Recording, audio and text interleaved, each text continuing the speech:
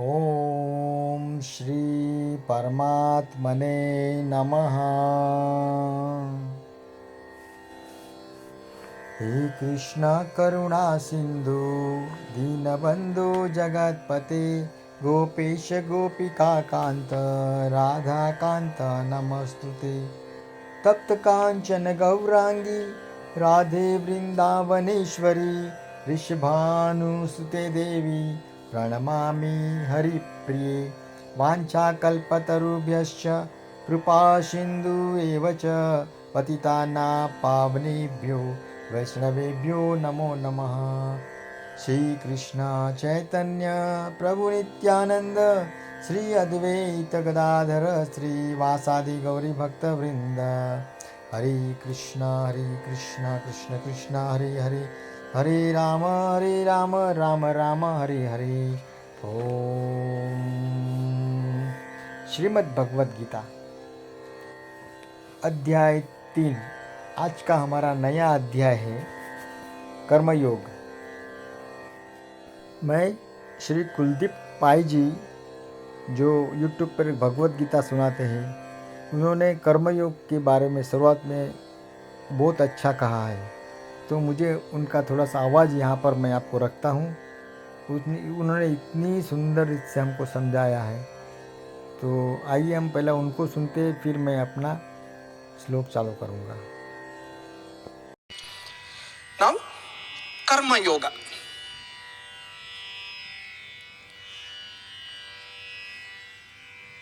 This Krishna is everything. He gives us lot of advices, lot of tricks, lot of techniques. He's Bhagavan. We just have to surrender. Karma. Karma means action. Right? Yes. Karma means movement.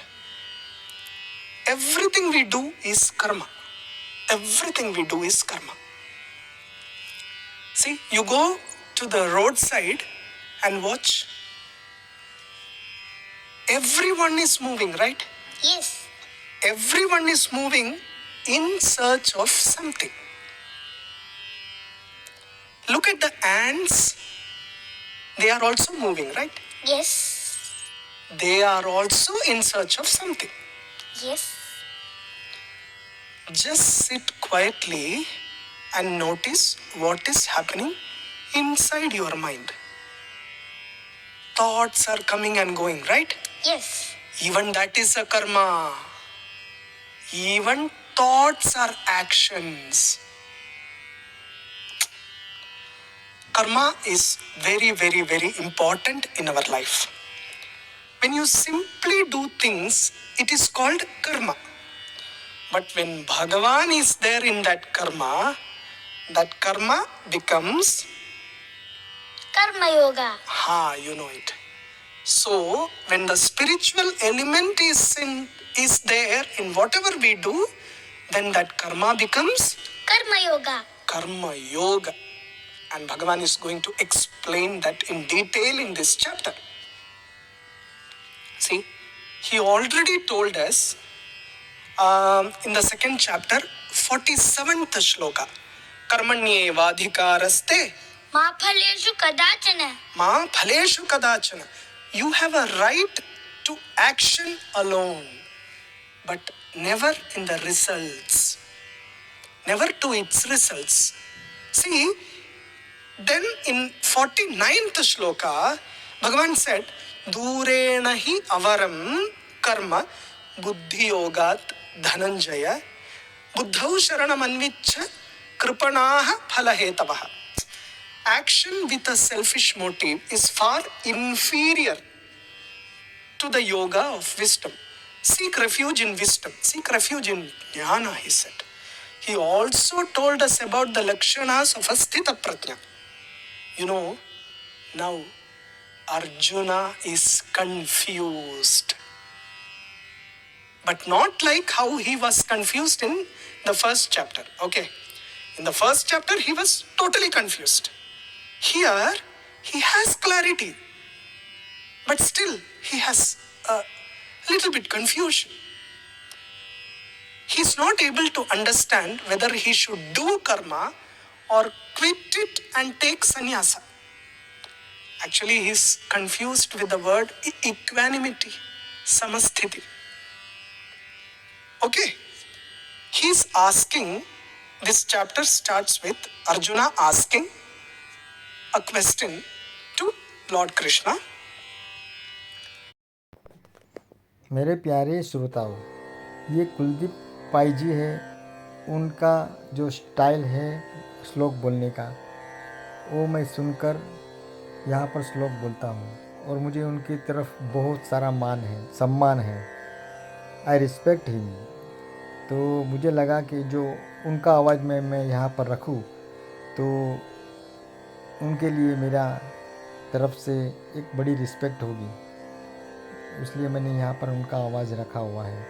मैं उनको बहुत चाहता हूँ। I love him and I pray to God that give him lot of success and उनका ज्ञान बढ़ता ही रहे। चलो हम अपना कर्मयोग चालू करते हैं। अध्याय 3 कर्मयोग। अर्जुन उवाच। श्लोक 1। ज्यायसि चेत् कर्मणस्ते मता बुद्धि जनार्दन तत्किं कर्मणि घोरे मां नियोजयसि केशव। अर्जुन ने कहा, हे जनार्दन, हे केशव, यदि आप बुद्धि को सकाम कर्म से श्रेष्ठ समझते हैं तो फिर आप मुझे इस घोर युद्ध में क्यों लगाना चाहते हैं। तात्पर्य। भगवान श्री कृष्ण ने पिछले अध्याय में अपने घनिष्ठ मित्र अर्जुन को संसार के शोक सागर से उबारने के उद्देश्य से आत्मा के स्वरूप का विशद वर्णन किया है और आत्म साक्षात्कार के जिस मार्ग की स्तुति की है वह है बुद्धि योग या कृष्ण भावनामृत। कभी कभी कृष्ण भावनामृत को भूल से जड़ता समझ लिया जाता है और ऐसी भ्रांति धारणा वाला मनुष्य भगवान श्री कृष्ण के नाम जप द्वारा पूर्णतया कृष्ण भावना भावित होने के लिए प्राय है एकांत स्थान में चला जाता है, किंतु कृष्ण भावनामृत दर्शन में प्रशिक्षित हुए बिना एकांत स्थान में श्री कृष्ण का नाम जप करना ठीक नहीं। इससे अबोध जनता से केवल सस्ती प्रशंसा प्राप्त हो सकेगी। अर्जुन को भी कृष्ण भावनामृत या बुद्धि योग ऐसा लगा मानो वह सक्रिय जीवन से संसार लेकर एकांत स्थान में तपस्या का अभ्यास हो। दूसरे शब्दों में वह कृष्ण भावनामृत को बहाना बनाकर चातुरीपूर्वक युद्ध से जी छुड़ाना चाहता था, किंतु एकनिष्ठ शिष्य होने के नाते उसने यह बात अपने गुरु के समक्ष रखी और श्री कृष्ण से सर्वोत्तम कार्यविधि के विषय में प्रश्न किया। उत्तर में श्री भगवान ने तृतीय अध्याय में कर्मयोग अर्थात कृष्ण भावना भावित कर्म की विस्तृत व्याख्या की। श्लोक 2। व्यामिश्रेणेव वाक्येन बुद्धिं मोहयसीव मे तदेकं वद निश्चित्य येन श्रेयो हमाप्युयाम्। आपके व्यामिश्रित अनेकार्थक उपदेश में मेरी बुद्धि मोहित हो गई है, अतः कृपा करके निश्चय पूर्वक मुझे बताइए कि इनमें से मेरे लिए सर्वाधिक श्रेयस्कर क्या होगा। तात्पर्य। पिछले अध्याय में श्री भगवद गीता के उपक्रम के रूप में सांख्य योग, बुद्धि योग, बुद्धि द्वारा इंद्रिय निग्रह, निष्काम कर्म तथा नवदीक्षित की स्थिति जैसे विभिन्न मार्गों का वर्णन किया गया है, किंतु उसमें तारतम्य नहीं था। कर्म करने तथा समझने के लिए मार्ग की अधिक व्यवस्थित रूपरेखा की आवश्यकता होगी। अतः अर्जुन ने इन भ्रामक विषयों को स्पष्ट कर लेना चाहता था, जिससे सामान्य मनुष्य बिना किसी भ्रम के उन्हें स्वीकार कर सके। यद्यपि श्री कृष्ण वाक् चातुर्य से अर्जुन को चकराना नहीं चाहते थे, किंतु अर्जुन यह नहीं समझ सका कि कृष्ण भावनामृत क्या है, जड़ता है या कि सक्रिय सेवा। दूसरे शब्द में अपने प्रश्नों से वह उन समस्त शिष्यों के लिए जो भगवद गीता के रहस्य को समझना चाहते हैं, कृष्ण भावनामृत का मार्ग प्रशस्त कर रहा है। श्री भगवान उवाच। श्लोक 3। लोकेऽस्मिन् द्विविधा निष्ठा पुरा प्रोक्ता मया नघ, ज्ञानयोगेन सांख्यानां कर्मयोगेन योगिनाम्। श्री भगवान ने कहा, हे निष्पाप अर्जुन, मैं पहले ही बता चुका हूँ कि आत्म साक्षात्कार का प्रयत्न करने वाले दो प्रकार के पुरुष होते हैं। कुछ इसे ज्ञान योग द्वारा समझने का प्रयत्न करते हैं, तो कुछ भक्तिमयी सेवा द्वारा। तात्पर्य: द्वितीय अध्याय के 39वें श्लोक में श्री भगवान ने दो प्रकार की पद्धतियों का उल्लेख किया है, सांख्य योग तथा कर्मयोग या बुद्धि योग। इस श्लोक में इनकी और अधिक स्पष्ट विवेचना की गई है। सांख्य योग अथवा आत्मा तथा पदार्थ की प्रकृति का वैश्लेषिक अध्ययन उन लोगों के लिए है जो व्यावहारिक ज्ञान तथा दर्शन द्वारा वस्तुओं का चिंतन एवं मनन करना चाहते हैं। दूसरे प्रकार के लोग कृष्ण भावनामृत में कार्य करते हैं, जैसा कि द्वितीय अध्याय के 61वें श्लोक में बताया गया है। 39वें श्लोक में भी श्री भगवान ने बताया है कि बुद्धि योग या कृष्ण भावनामृत के सिद्धांतों पर चलते हुए मनुष्य कर्म के बंधनों से छूट सकता है तथा इस पद्धति में कोई दोष नहीं है। 61वें श्लोक में इसी सिद्धांत को और अधिक स्पष्ट किया गया है कि बुद्धि योग पूर्णतया परब्रह्म, विशेषतया कृष्ण पर आश्रित है और इस प्रकार से समस्त इंद्रियों को सरलता से वश में किया जा सकता है। अतः दोनों प्रकार के योग धर्म तथा दर्शन के रूप में अन्योन्याश्रित है। दर्शन विहीन धर्म मात्र भावुकता या कभी कभी धर्मांधता है और धर्म विहीन दर्शन मानसिक उहापोह है। अंतिम लक्ष्य तो श्री कृष्ण है, क्योंकि जो दार्शनिक जन परम सत्य की खोज करते रहते हैं वे अंततः कृष्ण भावनामृत को प्राप्त होते हैं। इसका भी उल्लेख भगवद गीता में मिलता है। संपूर्ण पद्धति का उद्देश्य परमात्मा के संबंध में अपनी वास्तविक स्थिति को समझ लेना है। इसकी अप्रत्यक्ष पद्धति दार्शनिक चिंतन है, जिसके द्वारा क्रम से कृष्ण भावनामृत तक पहुंचा जा सकता है। प्रत्यक्ष पद्धति में कृष्ण भावनामृत में ही प्रत्येक वस्तु से अपना संबंध जोड़ना होता है। इन संबंधों में से कृष्ण भावनामृत का मार्ग श्रेष्ठ है, क्योंकि इसमें दार्शनिक पद्धति द्वारा इंद्रियों को विमल नहीं करना होता। कृष्ण भावनामृत स्वयं ही शुद्ध करने वाली प्रक्रिया है और भक्ति की प्रत्यक्ष विधि सरल तथा दिव्य होती है। श्लोक 4। न कर्मणामनारम्भात् नैष्कर्म्यं पुरुषोऽश्नुते न च संन्यसनादेव सिद्धिं समाधिगच्छति। न तो कर्म से विमुख होकर कोई कर्मफल से छुटकारा पा सकता है और न केवल संन्यास से सिद्धि प्राप्त की जा सकती है। तात्पर्य: भौतिकतावादी मनुष्य के हृदयों को विमल करने के लिए जिन कर्मों का विधान किया गया है उनके द्वारा शुद्ध हुआ मनुष्य ही संन्यास ग्रहण कर सकता है। शुद्धि के बिना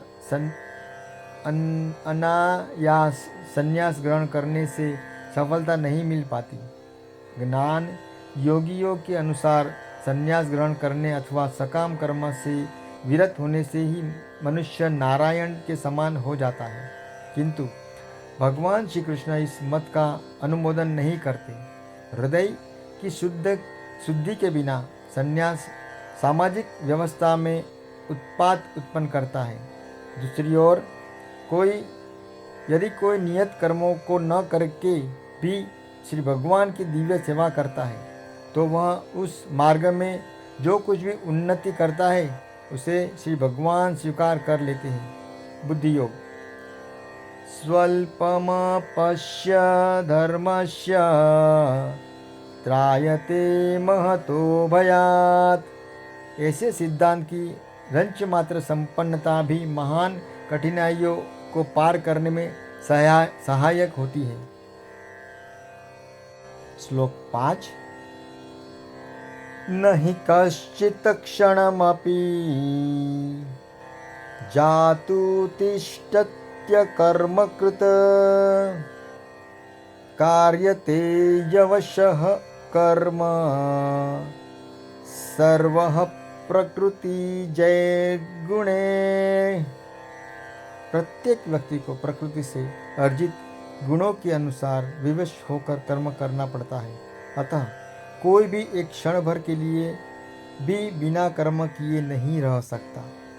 तात्पर्य, यह देहधारी जीवन का प्रश्न नहीं है, अपितु आत्मा का यह स्वभाव ही कि वह सदैव सक्रिय रहता है। आत्मा की अनुपस्थिति में भौतिक शरीर हल भी नहीं सकता। यह शरीर मृतवाहक के समान है जो आत्मा द्वारा चलित होता है, क्योंकि आत्मा सदैव गतिशील सक्रिय रहता है और वह एक क्षण के लिए भी नहीं रुक सकता। अतः आत्मा को कृष्ण भावनामृत के सत्कर्म में प्रवृत्त रखना चाहिए, अथवा वह माया द्वारा शासित कार्यों में प्रवृत्त होता रहता है। माया के संसर्ग में आकर आत्मा बुद्धि गुण प्राप्त कर लेता है और आत्मा को ऐसे आकर्षणों से शुद्ध करने के लिए यह आवश्यक है कि शास्त्रों द्वारा आदिष्ट कर्मों में इसे संलग्न रखा जाए। किंतु यदि आत्मा कृष्ण भावनामृत के अपने स्वाभाविक कर्म में निरत रहता है तो वह जो भी करता है उसके लिए कल्याणप्रद होता है। श्रीमद् भागवतम 1.5.17 द्वारा इसकी पुष्टि हुई है। त्यक्त्वा स्वधर्मं चरणाम्बुजं हरे भर्जन्य प्रकोप्तपत्ते तत्तो यदि यत्र क्व वा भद्रं बुधं मुष्यन्ति को वार्त आप्तो भजता स्वधर्मतः। यदि कोई कृष्ण भावनामृत अंगीकार कर लेता है तो भले ही वह शास्त्रोनुमोदित कार्य को न करे अथवा ठीक से भक्ति न करे और चाहे वह पतित भी हो जाए तो इसमें उसकी हानि या बुराई नहीं होगी। किंतु यदि वह शास्त्र अनुमोदित सारे कार्य करे और कृष्ण भावना भवित न हो तो ये सारे कार्य उसके किसी लाभ के हैं। अतः श्री कृष्ण भावनामृत के इस स्तर तक पहुँचने के लिए शुद्धिकरण की प्रक्रिया आवश्यक है। अतः एवं संन्यास या कोई भी शुद्धकारी पद्धति कृष्ण भावनामृत के चरम लक्ष्य तक पहुँचाने में सहायता देने के लिए है, क्योंकि इसके बिना सब कुछ व्यर्थ है। भाइयों, यहाँ पर हम रुकेंगे। श्री कृष्णार्पणमस्तु। अगले श्लोक के साथ में मैं आपके समक्ष फिर से कल प्रस्तुत होऊंगा। तब तक के लिए हरे कृष्ण कृष्ण कृष्ण हरे हरे, हरे राम राम राम हरे हरे। वसुदेवं सुतं देवं कंसचारूणमर्दनं देवकी परमानंदं श्रीकृष्णं वंदे जगद्गुरु। ओम श्री परमात्मने नमः।